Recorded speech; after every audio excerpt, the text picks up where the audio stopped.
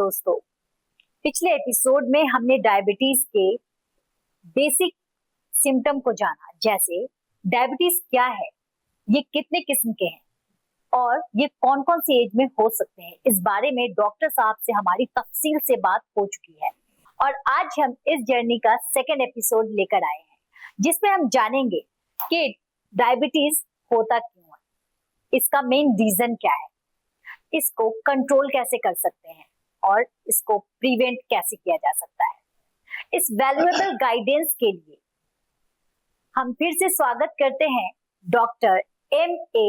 Sattar sir, MBBS MD specialise in diabetes, जो पिछले 20 सालों से डायबिटीज के पेशेंट को सक्सेसफुल ट्रीटमेंट देते आ रहे हैं।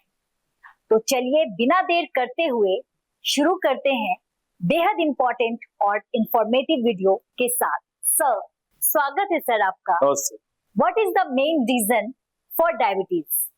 आज से 20-30 साल पहले तक हम ये समझते आए हैं कि डायबिटीज एक क्रॉनिक प्रोग्रेसिव डिसीज है।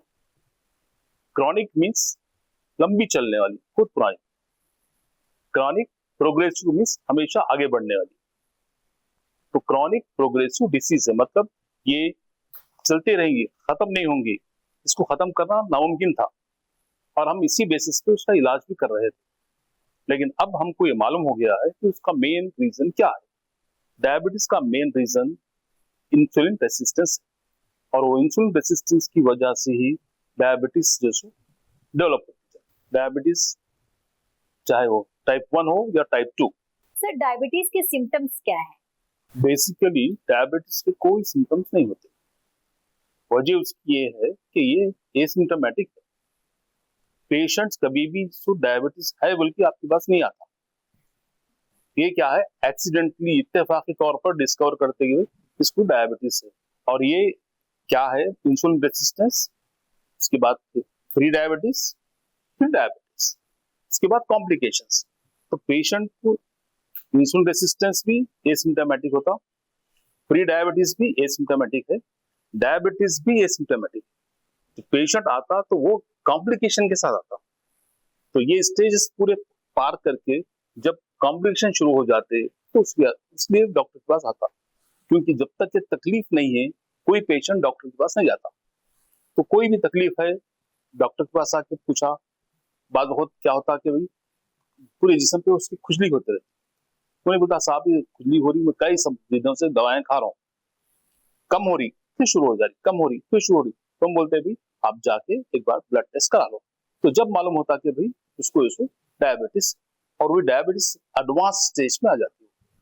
तो कॉम्प्लिकेशन जो के बाद से पेशेंट जो डॉक्टर के पास आता। सर, प्री डायबिटीज के सिम्टम्स क्या है? प्री डायबिटीज भी एसिम्टोमेटिक ही होता है। एक्चुअली क्या है कि आजकल हमारे पास एक ऐसा टेस्ट आ गया है जिससे हम ये मालूम कर सकते हैं कि इंसुलिन रेसिस्टेंस क्या है अर्ली स्टेज। अब एक्चुअली क्या है कि पहले डायबिटीज 50 साल के बाद, 60 साल के बाद होता था, लेकिन आजकल बिलो 20 ईयर्स के भी लोग नौजवान डायबिटीज से आ जाते। तो इसलिए ये डायबिटीज का जो टेस्ट है इसको क्या बोलते हैं, ये फास्टिंग में करने का रहता है टेस्ट। और ये टेस्ट 2 टेस्ट होते हैं, एक फास्टिंग इंसुलिन लेवल और दूसरा फास्टिंग ब्लड शुगर। ये 2 टेस्ट आप under fasting condition, 12 hours fasting condition में करवाना चाहिए। कैसे, अगर आपको कल टेस्ट करवाना है तो आज रात में 8 PM से पहले खाना डिनर कर लेना।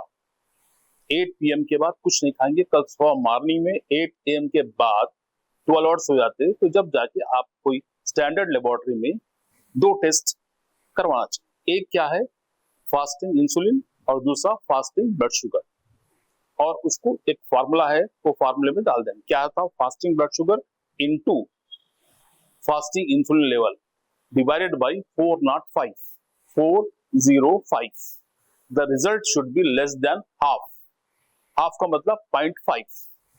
तो वो इसका मतलब ये है, अगर उससे ज्यादा है तो उसको इंसुलिन रेसिस्टेंस शुरू हो गई।